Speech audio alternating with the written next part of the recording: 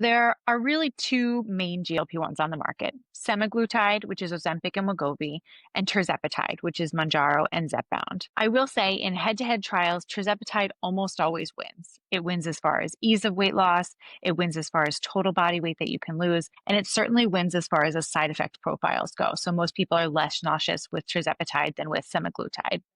That said, it has to be a really patient centered, individualized decision between you and your provider because no two patients are the same, and the recommendation is certainly not always the same. I will say that some insurances prefer or only cover one versus the other. So that's certainly something to take into account, especially if we're looking at getting medication approved through insurance and paid for through insurance. The other thing to think about is cost, right? Not semaglutide and tirzepatide have different price points. And that comes from a couple of things. One is certainly availability just in the market. How hard is it to get that medication and how hard is it for them to make the medication for you?